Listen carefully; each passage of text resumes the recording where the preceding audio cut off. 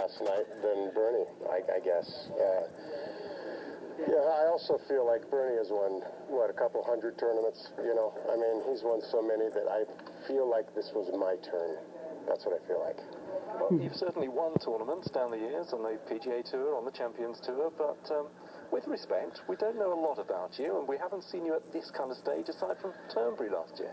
Well, you know, I love playing here. I only played in 2 or 3 British Opens when I was on the regular tour because of family obligations and everything, and I haven't missed one on the senior tour and on the Champions Tour, and there was no way I was missing this one because I knew about the history of the golf course, and I just wasn't going to miss it.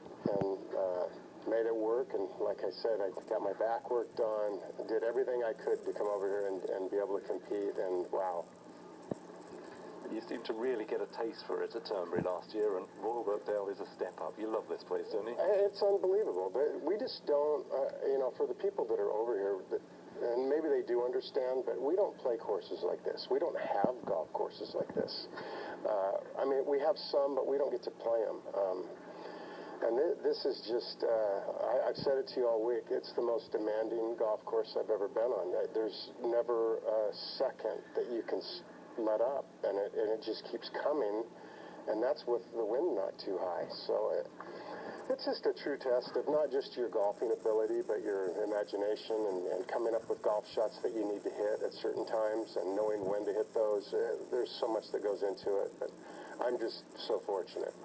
And you've played it in the dark, and now you've played it barely without any kind of sleep. I take it that was a restless night? It was pretty restless. I was on the computer, I was on the phone, my wife and son were helping me get flights and rearrange and cancel reservations and get new ones, and I don't even know what time I got to bed, but when that alarm went off this morning, I thought, okay, well, I hope my adrenaline kicks in because I'm pretty tired.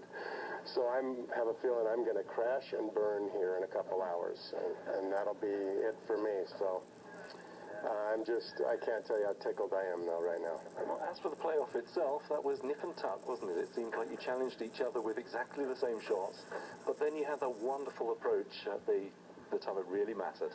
Well, that, you know, that shot in there is so hard and so difficult. I don't know, what the hole before the last one, when we were both in the trap, I thought I hit one of the all-time great shots I've hit. I loved it.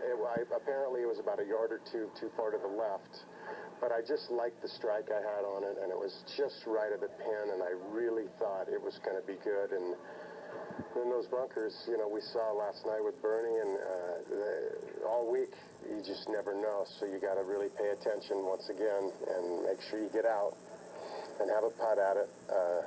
And it's just funny how things work out. I just had no idea. I had no idea this was going to happen. And that one at the 5th time of asking that just rolled through the entrance to the green there and gave you the chance? That was great. I have to tell you, my back has been sore, but that shot hurt me a little bit because of the way I had to hit it. I was not going to hit a fade there because I needed the ball to skirt that bunker. And,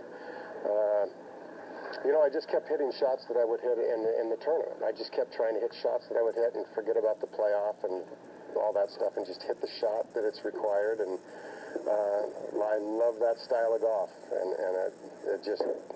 it worked out for me this time. And I know you've been looking at this trophy. It's something special, isn't it? It's beautiful. I mean, it means so much. But it's beautiful too. But it means a lot, for sure.